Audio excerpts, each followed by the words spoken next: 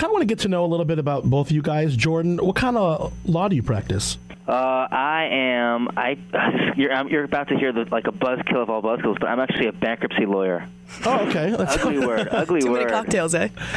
Ugly word. But yeah, I'm like I'm the Undertaker, basically. You have a little dry bar in your office, like the guy from Law and Order? I'm trying to install a Mad Men bar, but I haven't gotten the budget for it. Yeah. Like Mad Men style, like nice little thing on wheels, and it'd be awesome. What would be some of your go-to moves to have it stocked with? I think in this business, I think Jameson, because it's usually an Irish wake around here. Well done, well done. So this is also for Jordan. You're a family man. You have a wife and 2 kids, correct? I do. I'm worried about getting older because, you know what? I don't want to stop boozing. So how do you suggest people combine boozing and family? Are you ever supposed to combine boozing and family? Not necessarily combine, but like, do you still get to, how do you get to feel good about being a parent but still getting drunk? I mean, how do you do this? Well, I could say that my 4-year-old told my wife that Daddy's wild about cocktails.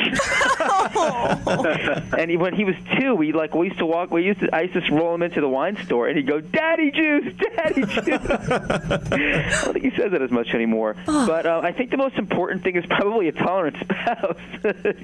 Yeah. No, we're definitely like wine at the dinner table family, and I think you want a family where drinking is a healthy part of the family life. Seriously, I think it's an important part of being a healthy drinker too is when it's kind of built into family activity and reunion and communicating with people. Yeah, you're not like just going up into the walk-in closet and doing it in the corner under the coats. I mean, there is some of that. No, it's true though. I think that's true. I believe that. I agree. That's all. Jordan Marshall on the phone. The book is called How to Booze, Exquisite Cocktails and Unsound Advice, the right drink for every situation. Marshall, you're a bartender, a consultant writer. You even had a hand in opening some bars in New York City, got some experience at forming drink menus for places, food pairings. Now, like I said before, we're kind of a beachy college town with a row of downtown bars, all different kinds of themes. You see ones that work and ones that don't. What are the kind of bars and the kind of vibe that you would think would fit in an area like this one?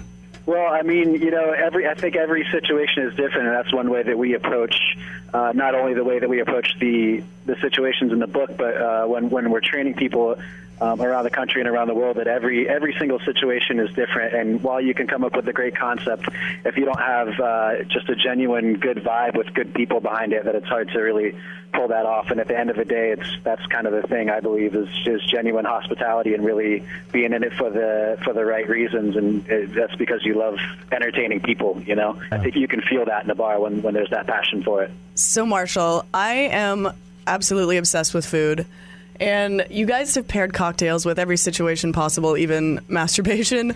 My next question being, no, I'm distracted. I feel like you can't, I feel like in my mind you can't pair food with cocktails as if they have to be separate things altogether. Am I wrong? Like how do you pair a cocktail with your meal? Well, I would have to beg to differ because that's something that I do quite often. There was a time before the 80s when it was all about booze and food pairings, and I think that higher alcohol contents actually tend to cut through food better, but I'll save, getting scientific on that. I believe that what you have to do is you have to pick something out, whether it's a common ingredient or whether it's a contrast, and really have an impetus, have an idea, and really believe in it, and then sort of let things go from there. But, one thing that I love to do is really pay attention to what chefs are doing and what they're trying to do with their food and try to pull something out of that to pair in terms of cocktails. And, it's a matter of always letting the flavors from the food come through, and so the cocktail can't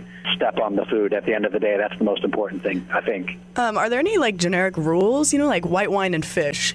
Something that's pretty basic that I can go by?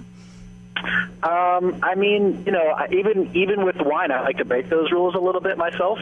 And sometimes I like to have red with fish. So I would say that crazy, generally speaking, light spirits, lighter food, just like fish and white wine. I would say seafood and lighter spirits go well together.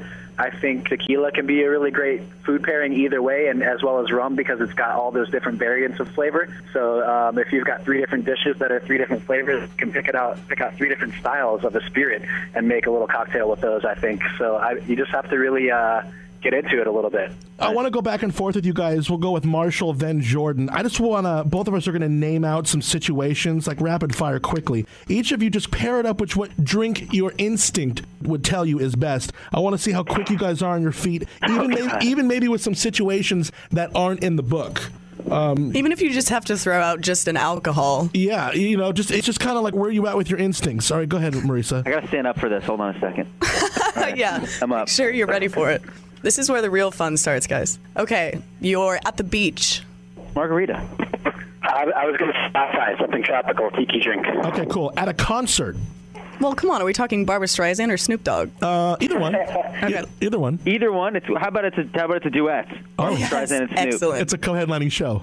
Who opens up for Then who? the answer is the Long Island. Yeah, I love it. Love it. Beer to show, in my opinion. Okay, good job. Okay, you're about to tell your kid that they're adopted.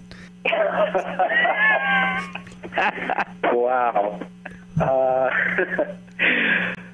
Damn you, that's tough. I know.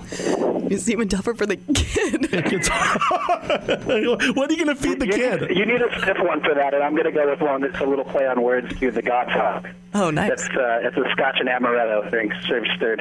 And then depending on how young the kid is, rub a little bit on their gums because they're going to need that too. Okay, Marshall, Jordan, you just met Tim Allen. Oh, wow. It's going to stay this random. Oh, yeah. We need something tougher that Michigan think in that case. Some kind of a Midwestern beer or wow, Tim Allen. That's good. No, I like where you're going. There's so many things to say about Tim Allen. All right, we'll go to the next one, Risa. All right, you just won. Is it locked up in jail? Tim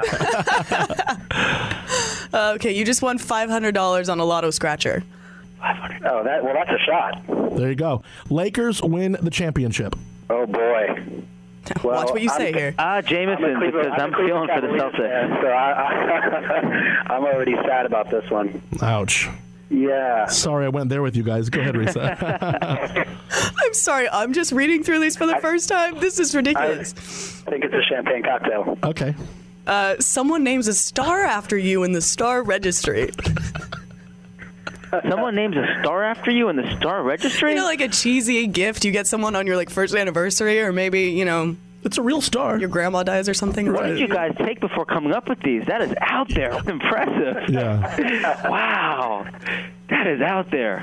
Is there a Star Wars cocktail yet? Oh my gosh. Now you're really speaking my language. Have you been reading Marisa's diary? Yeah, have you read my blog?